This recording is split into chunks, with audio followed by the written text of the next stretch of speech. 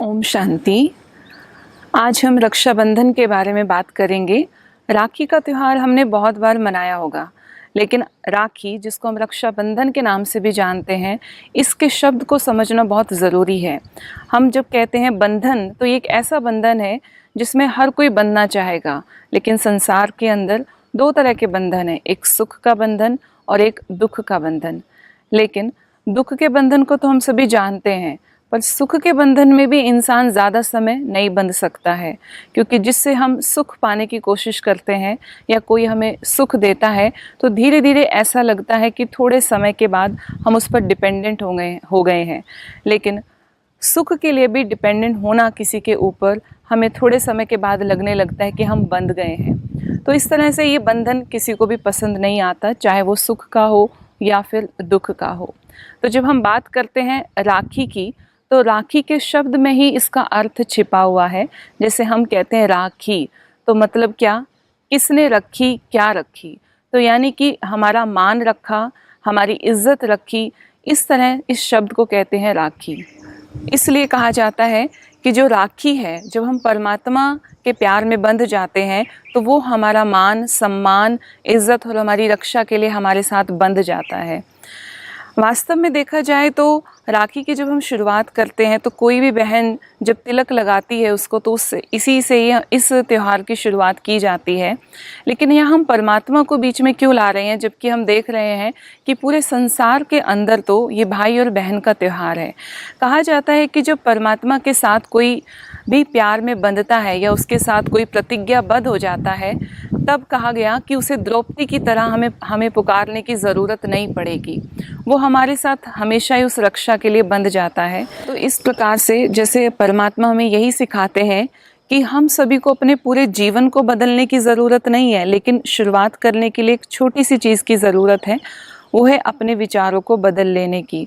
जिस प्रकार से हमारी रक्षा अपने आप ही हो सकती है। मान लीजिए हमने एक बहुत सुंदर एक घर बनाया, एक बंगला बनाया, और उस घर के अंदर हमने बहुत सारी फैसिलिटीज़ की चीज़ें रखी हुई हैं और उन सब का सुख हम प्राप्त करते हैं।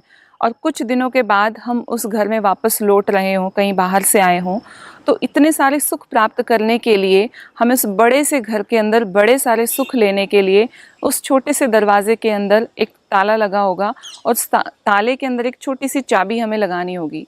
तो जब हम वो चाबी को राइट साइड में घुमाएंगे, तभी वो ताला खुलेगा और उस घर के अंदर की सुख सुविधाओं को हम प्राप्त कर सकते हैं। तो ठीक उसी प्रकार परमात्मा में ये कभी नहीं कहते कि आप अपने पूरे जीवन को एकदम से बदल लीजिए या पूरी दुनिया को बदल लीजिए। हमें शुरुआत है केवल अपने मन के विचारों को बदलने की। जब हम अपने मन के विचारों को बदलते हैं, तो हम अपने मन की बुरे संस्कारों से या बुरी आदतों से अपने आप ही रक्षा कर सकते हैं। जैसे कि बात किया तिलक के बारे में, तो ये जो तिलक की शुरुआत की जाती है, बहन अपने भाई के माथे पर तिलक लगाती है, तो ये तिलक वास्तव में कोई एक त्यौहार का प्रतीक नहीं है, ये आत्मिक स्मृति का प्रतीक है। जिस प्रकार से जब मंदिर में जाते हैं, तो चाहे जिनके पति हैं या जिनके नहीं हैं, उनको भी भगवान के घर तिलक लगाया जाता है या वो भी लगा सकते हैं। तो केवल सुहाग का प्रतीक ये तिलक नहीं है, लेकिन इससे यही दर्शाया जाता है कि मस्तक के बीच में यहाँ हमारी आत्मा रहती है, तो उस आत्मिक स्मृति का तिलक हम लगाते हैं। तो जब भी बहन अपने भाई को तिलक लगाए या हम में से कोई भी किसी को लगाए, तो इसी भाव से लगाए कि मैं आत्मा सामने वाली आत्मा को आत्मिक भाव से उसको वो स्मृति दिला रही हूँ। तो हम देखते हैं कि किस प्रकार से जो भाई आज राखी बंधवाता है, उसको लाने के लिए बहन कितनी मेहनत करती है। पहले के जब त्यौहार हुआ करते थे, तो पहले के त्योहारों में बहन जो है या कोई भी चीज़ के लिए सामान को इतना महत्व नहीं दिया जाता था जितना कि रिश्तों को दिया जाता था। लेकिन आज क्या हो गया, एक राखी ढूंढने के लिए पूरा बाज़ार ढूंढना पड़ता है, घूमना पड़ता है, और तब जाकर के हम बहुत महंगी सी राखी पसंद करते हैं, चाहे वो बहुत पैसों वाली हो या वो चांदी की हो या वो सोने की राखी हो। तो हमारा सारा भाव आज चला गया है कि वो सामान कैसा है, वो दिखने में कैसा है। वो इसलिए ऐसा हुआ, बाहर की सुंदरता हमें ढूंढने की तब ज़रूरत पड़ी जब मन की सुंदरता ख़त्म हो गई, जब दिल की सुंदरता ख़त्म हो गई। तो जब दिल ही सुंदर नहीं होगा, तो हमें अपने मन के भावों को सामान के द्वारा दिखाना पड़ता है। इसलिए कहते हैं कि हमें अपने रिश्तों के बीच में प्यार की भावना रखनी चाहिए। जब प्यार खत्म हो जाता है या कोई भी तरह की भावनाएं बदल जाती हैं तो हमें वो बाहरी चीज़ों से दिखानी पड़ती है।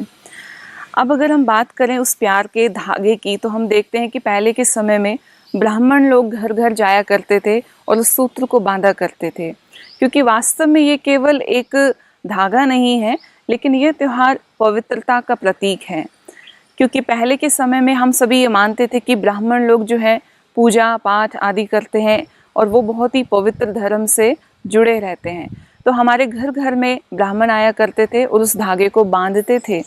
हम लोग भी उस धागे की बहुत ही रिस्पेक्ट करते थे, उसको ऐसे फेंक नहीं दिया करते थे। त्यौहार ख़त्म हो जाने के बाद या कुछ समय के बाद हम उसको अपने घरों की चौखट पर बांध दिया करते थे। लेकिन धीरे धीरे समय बदलता रहा और इस त्यौहार का भाव भी बदलता रहा। फिर ये पवित्रता केवल एक रिश्ते में पाई जाने लगी, वो है भाई बहन का त्यौहार रिश्ता। तो उस रिश्ते के अंदर इस त्यौहार को मनाया जाने लगा। और फिर अगर हम बात करें इस त्यौहार के अंदर यूज़ होने वाली छोटी छोटी चीज़ें, जैसे अगर हम मिठाई की बात करें तो इसके लिए एक बात याद आती है कि कहते हैं कि चाकू, खंजर या तलवार आपस में करते वार कि कितना किसका है गहरा वार। इस बात को लेकर वो लड़ रहे थे और पीछे से शब्द ये देखकर मुस्कुरा रहे थे। इसका मतलब हम ये समझते हैं कि ये इस तरह के हथियार जो हैं वो ज़्यादा गहरा घाव करते हैं, लेकिन ऐसा नहीं है। इनके घाव तो फिर भी भरे जा सकते हैं, लेकिन अगर हम किसी को ऐसे शब्द बोल दें तो वो ज़िंदगी भर हम नहीं भूल सकते हैं। तभी कहा गया कि जो हम मीठा खिलाते हैं वो वास्तव में मीठी वाणी का प्रतीक है, कि हम सबके साथ मीठे से बोलें, मीठे भाव से बोलें, मीठे शब्दों से बोलें। तो मीठी वाणी को बनाए रखने के लिए हम इस त्यौहार के अंदर मिठाई भी खिलाते हैं। तो केवल भाई और बहन को ही आपस में मीठे शब्द बोलने की ज़रूरत नहीं है, लेकिन हम सभी को ही आपस में मीठे से बात करने की ज़रूरत है। और अगर हम बात करें रक्षा की, तो आज के समय में हम सभी जानते हैं कि सिर्फ बहनों को ही नहीं, भाइयों को भी रक्षा की ज़रूरत है। क्या भाइयों को कभी ऐसी ज़रूरत नहीं पड़ती कि वो भगवान से प्रार्थना करें? तो यहाँ पर रक्षा केवल शरीर को देखकर करने की बात नहीं है, लेकिन आत्मा की रक्षा की बात की जा रही है। तो परमात्मा स्वयं इस धरती पर आकर के हमें जो ज्ञान देते हैं, उस ज्ञान और योग के माध्यम से, यानी कि उसके साथ कनेक्शन के माध्यम से, हम सभी आत्माएं बुरे संस्कारों से, बुरी बातों से और आने वाली परिस्थितियों का सामना करने की शक्ति परमात्मा से ले सकते हैं। तो भगवान हम सभी की इन सभी बातों से रक्षा करते हैं, ना केवल बहनों की बल्कि भाइयों की भी रक्षा करते हैं। क्योंकि इंसान जो है वो तो केवल हद की ही रक्षा कर सकता है ना, और 1 या 2, 3, 4 बार रक्षा करने के बाद वो भी हमें ये कहने लगेंगे कि अब तुम थोड़े से बड़े हो जाओ, अब तुम परिस्थितियों को समझो, अब इन बातों को समझो। तो इस प्रकार से जो है भगवान हमारी हमेशा बेहद की और अंत समय तक रक्षा करने के लिए तैयार रहते हैं। हम धागा बंधवाने के बाद हमारी इच्छा होती है कि हमें कुछ खर्ची मिले, या इसी भावना के साथ भी भाई भी समझते हैं कि हमें भी कुछ खर्ची देनी पड़ेगी। तो यहाँ हमें कौन सी खर्ची देनी है, क्या चीज़ हमें देनी चाहिए?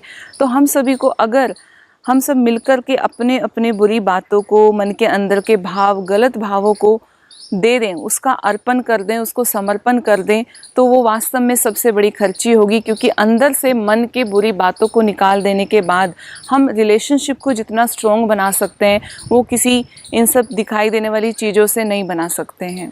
तो इसमें वास्तव में इस धागे के साथ जब भी हम इसको अपनी कलाई पर बांधें, तो ना केवल अपने साथ लेकिन भगवान के साथ भी प्रतिज्ञाबद्ध हों, और अपने साथ ज़रूर ये प्रतिज्ञा करें कि हम आज से अपने बुरी आदतों को, बुरे संस्कारों को, बुरे भावों को हम छोड़ देंगे। इस बात की हमें प्रतिज्ञा करने की ज़रूरत है।